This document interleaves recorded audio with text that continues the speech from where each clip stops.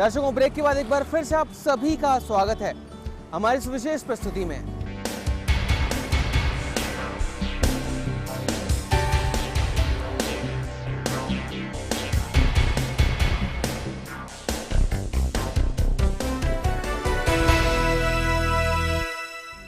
दर्शकों, smart city project के प्रथम चरण में राजस्थान के 2 शहरों को सम्मिलित किया गया है। पहला शहर है जयपुर और दूसरा शहर है उदयपुर। चलिए अभी के लिए आगे बढ़ते हैं और देखते हैं कि उदयपुर की जनता का क्या कहना है इस बारे में। कहीं ऊंची ऊंची पहाड़ियों पर मन मोह लेने वाले नजारे, तो कहीं इमारतों से झलकता राजसी वैभव। यही पहचान है झीलों की नगरी उदयपुर की। देश और दुनिया के अलग अलग भागों से सैलानी यहाँ आते हैं। वजह यहाँ की खूबसूरती और शांति। सरकार इस खूबसूरत शहर की खूबसूरती बढ़ाने के लिए कई प्रयास कर रही है। स्मार्ट सिटी प्रोजेक्ट के प्रथम चरण में शामिल है उदयपुर शहर। जब हमारे रिपोर्टर ने स्मार्ट प्रोजेक्ट को लेकर उदयपुर के लोगों से बात की तो 2 अलग अलग मत सामने आए। एक तरफ जहां उदयपुर का यूथ स्मार्ट सिटी प्रोजेक्ट से खुश है, चाहता है कि शहर की तस्वीर बदले, तो वहीं शहर के वरिष्ठ नागरिकों का कहना है कि इस प्रोजेक्ट से कोई लाभ नहीं होने वाला है। उदयपुर के युवाओं का कहना है कि वो सरकार के शुक्रगुजार हैं कि उन्होंने उदयपुर शहर को विकसित करने के प्रयास किए और शहर के विकास को गति दिलाने के लिए वो कदम से कदम मिलाकर काम करने का प्रयास करेंगे। सबसे पहले मैं भारत सरकार का बहुत बहुत धन्यवाद देना चाहता हूं कि उन्होंने हमारे मेवाड़ का उदयपुर शहर को स्मार्ट सिटी के रूप में चुना। 100 स्मार्ट सिटी के रूप में उनमें से एक उदयपुर को चुना। बहुत बहुत धन्यवाद। हम आज का युवा इस उदयपुर के आसपास पूरा ट्राइबल एरिया है, यहाँ का युवा को रोजगार मिले अधिक से अधिक। उसके अंदर जो एजुकेशन मेडिकल हब बन चुका है उदयपुर, और शिक्षा के अंदर बढ़ोतरी हो, उसके लिए एजुकेशन के रिलेटेड और कई सारे संस्थान खोले जाए और उदयपुर के आसपास के ट्राइबल एरिया लोगों को उसका मौका मिले। यूथ इस प्रकार से अपनी भागीदारी निभा सकता है कि नीट उदयपुर क्लीन रखे, साफ सफाई का थोड़ा ध्यान रखे। यूथ को जैसे घूमने जाते हैं, कहीं पे भी पिकनिक प्लेस पे जाते हैं, तो वहाँ पे अन्यथा कोई भी ऐसा डस्ट नहीं करे ताकि क्लीन रहे। हम अपने पिकनिक प्लेस, टूरिस्ट प्लेस सारे। स्मार्ट सिटी का नाम उदयपुर का ऑल ओवर इंडिया में नाम आने से हमें तो खुशी है, युवाओं में उत्साह भी है और यहाँ पे हरियाली, पेड़ पौधों का भी और इस तरह होना चाहिए स्मार्ट सिटी में। शहर के सीनियर सिटीजन्स ने शहर को विकास करते हुए देखा है, छोटे छोटे घरों से बड़ी बड़ी इमारतों में तब्दील होते देखा है। उनका मानना है कि उदयपुर शहर हमेशा से ही बेहद खूबसूरत है। जैसे जैसे शहर विकास कर रहा है, वैसे वैसे शहर को प्रदूषण और कचरे की समस्याओं का सामना करना पड़ रहा है। उदयपुर शहर के लिए ये योजना कुछ काम नहीं कर पाएगी। जब हम छोटे थे बचपन में और जब तक हम 10वीं क्लास में पढ़ते थे, सिटी स्मार्ट सिटी से बहुत बढ़िया सिटी थी। विदेशी लोग उदयपुर शहर को इसलिए देखने आते थे कि इतना खूबसूरत शहर कैसे बना हुआ है, ये किस राजा महाराजा ने इसको बसाया, इसकी बसावट बहुत अच्छी थी।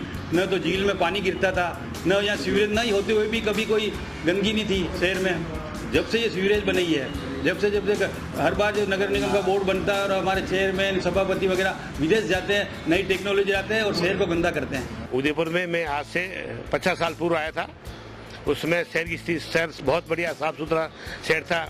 आराम से हम स्कूलों में पढ़ने जाते थे, कोई किसी तरह की कोई तकलीफ नहीं होती थी, सड़कें साफ सुथरी मिलती थी, उसका वातावरण बहुत अच्छा था। जितना स्मार्ट सिटी बनने की कोशिश हो रही है, उतना ही उदयपुर में ज्यादातर प्रदूषण फैला जा रहा है, पेड़ों की कटाई हो रही है, सब तरफ नुकसान ही नुकसान हो रहा है। इसमें खुद शहर के लोग, काफी लोग, 75% लोग शहर से स्मार्ट सिटी के नाम से नाराज है।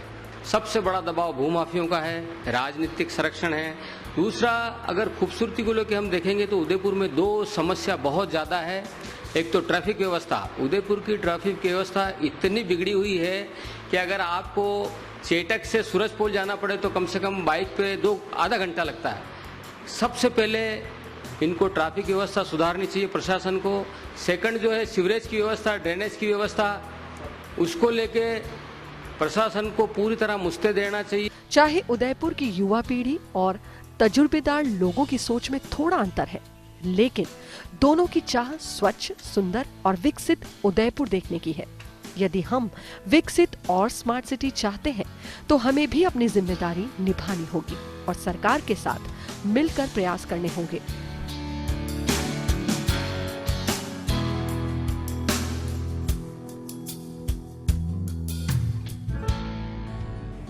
नित नई योजनाएं लाई जा रही हैं।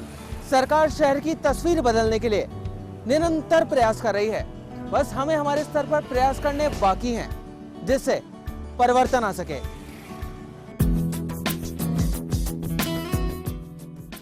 जो शहर में सिटी बसों की संख्या को बढ़ाएगा और अच्छी तरह से बने सुंदर। अब आपको सुंदर रखने का काम तो आपको भी करना है। उसके अंदर I love so and so लिखने की जरूरत नहीं है।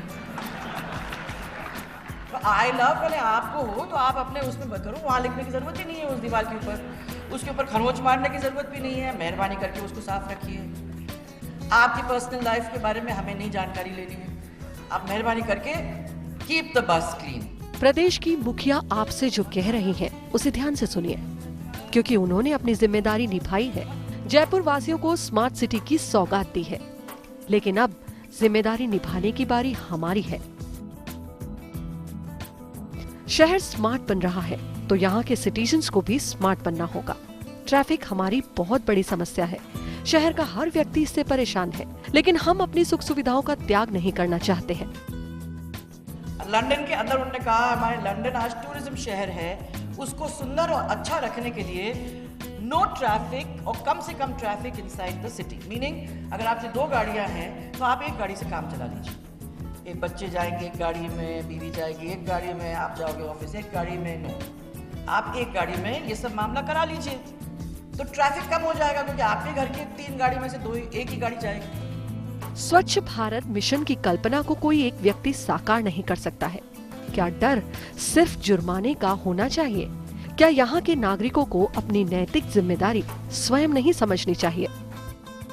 मेहरबानी करके प्लीज, मैं देखती हूँ कि अगर दिन में सुबह आप चले जाओ रामनिवास बाग, यहाँ बहुत सारे लोग बैठे हुए और आप देख लोगे कि बिल्कुल चकाचक साफ। शाम को आप चले जाओ 6 बजे और आप देखो कितनी गंदी हालत में जो आदमी आया है उसने अपना जो खाया है, जो कागज फाड़ा है, सब वहीं डाल के चले गए। क्यों करते हो?